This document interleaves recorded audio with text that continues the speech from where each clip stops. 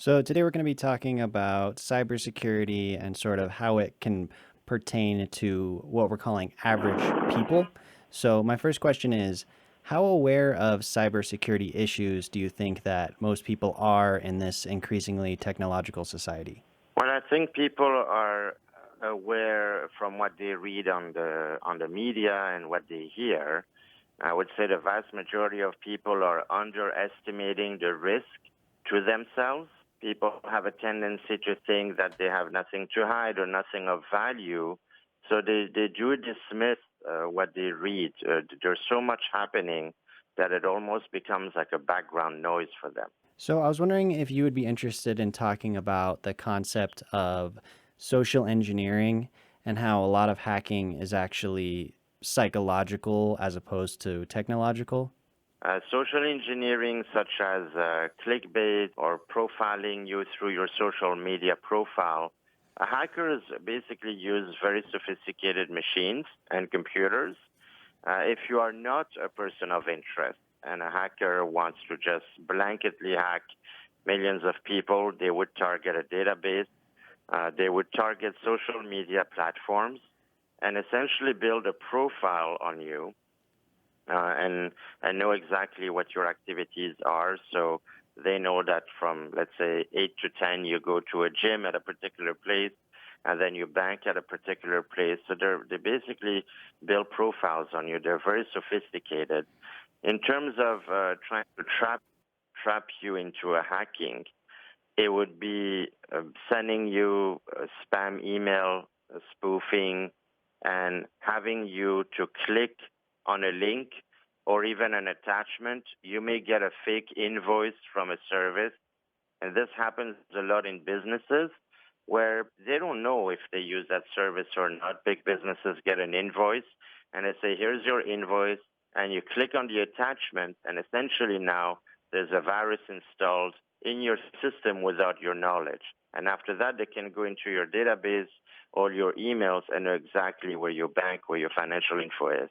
And so they didn't have to do any super high tech hacking necessarily. They just basically tricked you into giving them the keys to the kingdom, so to speak. Is that right? Absolutely. I mean, 84% of the world uses email, and 93% of the world uses messaging tools, messaging application. So all we need to do is really trap you into clicking something. And after that, that's it. And it happens a lot. It's very common. It happens a lot more in businesses. Of course, consumers are used to clicking on everything they get from a message to an email, and it could even look legit. No, it doesn't take a spy agency to get into your computers and your phone at all. In that context, then, what are some of the most effective ways for people to protect themselves from cyber criminals either trying to socially engineer them or hack them directly via other methods? Well, the first thing you should do is if you use a free service, and I spoke to an investment banker yesterday that just got hacked on his WhatsApp, and he didn't know how. But basically, once you install applications on your phone, your device ID is revealed. So I would say be very selective on what you install, what kind of applications you use. That would be a good start. Reduce your social media footprint.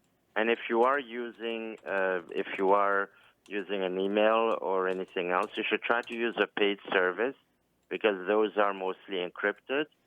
So that will reduce dramatically the attacks and essentially penetration to your device. Now, that doesn't guarantee it.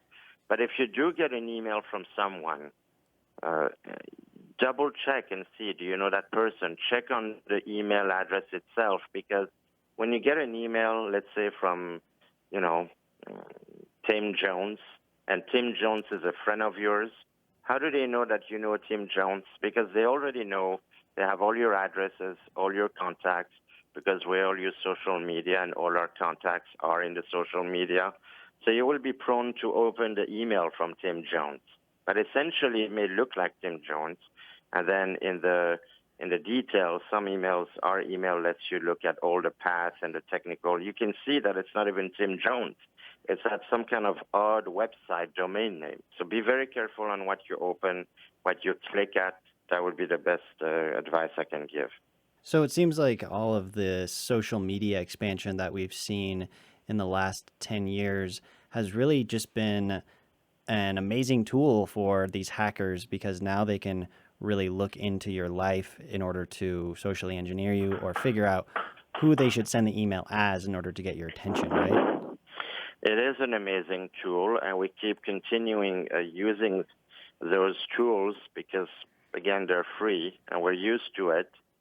That's why it is important to start a trend now to reverse a little bit that social media trend and reduce the footprint. Remember, every time you post something or you have a photo on Instagram, Facebook, or anywhere, that machine knows what you're doing. That machine knows who is friends with you. When you are tagged on social media by somebody else, this is all data that a machine can compile. So now they know who you're friends with, who's your family member. And of course, once those people are hacked, they have their contact, and they can fool you into opening an email that supposedly is from them. It's a very big vicious circle.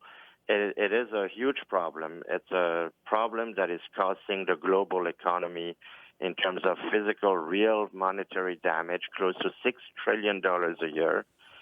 So we need to really think twice now. We need to change our attitude towards this blind transparency to everything we do.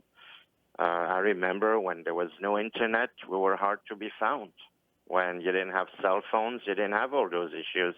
Of course, we live in a technology world, and we need email and we need cell phone, but it doesn't mean that we have to be an open book. Just using Facebook as an example, would it be worthwhile to go and look in your privacy settings on Facebook, or does that even matter in terms of what these people can compile?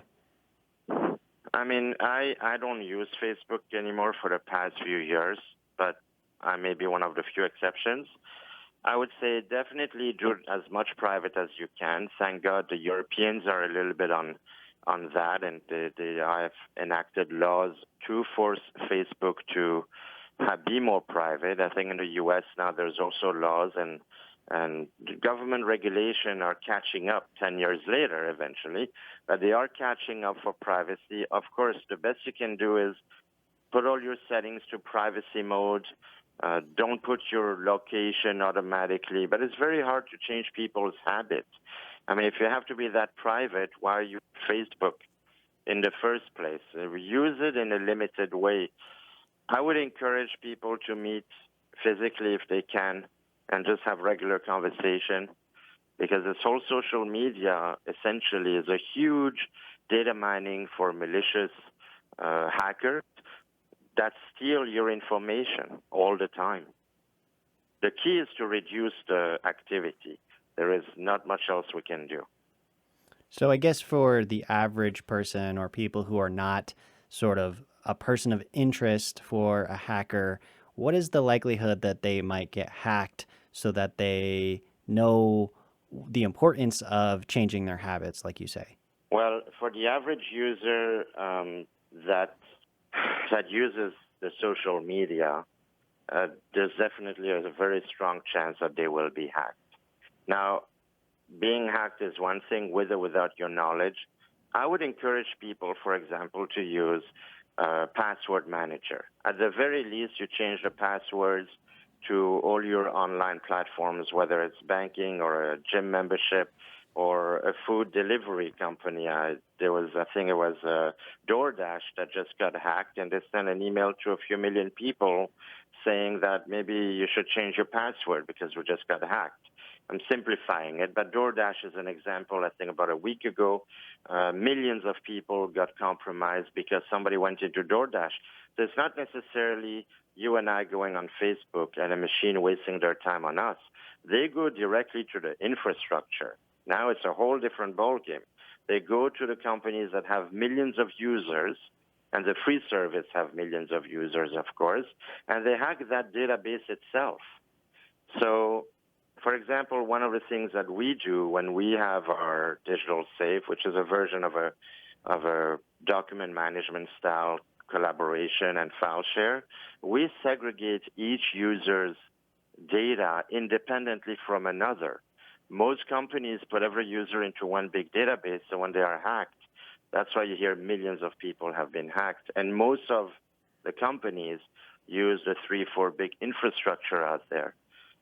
So use a password manager, change your passwords frequently, obviously use a password generator so you don't put the same password for everything.